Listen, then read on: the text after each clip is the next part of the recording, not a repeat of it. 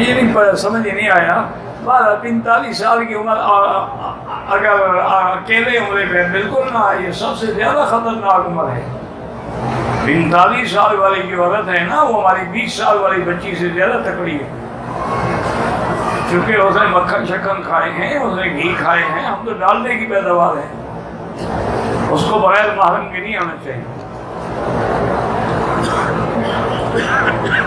میرے والد صاحب رحمۃ اللہ علیہ کی تقریباً اس وقت 90 سال عمر تھی، تو کبھی کبھی خوش بیٹھتے تو میرا ایسے ہاتھ پکڑ لیتے ہیں، مولوی مکی تو بڑی جوان پڑے تھے تو چھڑاؤ ہاتھ، یقین کریں میں بڑا زور لگاتا ہاتھ ہی چھڑا سکتا۔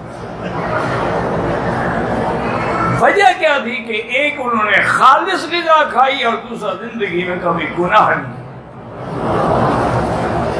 مجھے کعبۃ اللہ کے سامنے بیٹھ کے فرمایا کہ مولوی مکی، مولوی تو بہت لوگ بن جاتے ہیں اور بڑے بڑے خطیب بھی بن جاتے ہیں، اصل بات یہ ہے کہ انما یخشی اللہ من عبادہ العلماء، عالم کی نشانی یہ ہے کہ اللہ سے ڈرنے والا ہو۔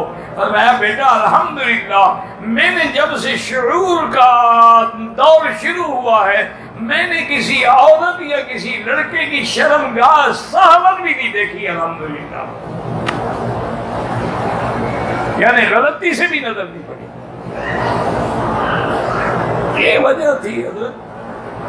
آج تو بس دعا کرو، حضرت شیخ الحدیث نے لکھا ہے نا کہ آج کے دور میں بھی جو کام ہو رہا ہے اس پر بھی اللہ کا شکر کرو، جب یہ نہیں ہوں گے پھر ان کو بھی روتے رہو گے، ورنہ انہوں نے کہا آپ ڈھونڈیں گے وہ پہلے والے لوگ آ جائیں، وہ نہیں ہو سکتا۔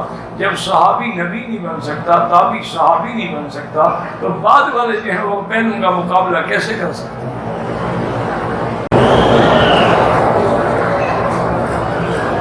خاوند نے غصے سے بیوی کو کہا میں گھر سے چلی جاؤ، اس سے طلاق نہیں ہوتی۔ میں دیور کے بیٹے کے ساتھ عمرے پہ جا سکتی، نہ دیور کے ساتھ جا سکتی ہوں نہ اس کے بیٹے کے ساتھ جا سکتی ہوں۔ سب سے بڑا خطرہ تو یہی دیور ہے۔ میں نہیں کہتا، حدیث ہے الحمو الموت، دیور کے ساتھ عورت کا رہنا موت ہے۔ کیا مانا؟ زنا ہوگا، پتھر مار مار کے مار دی جائے گی۔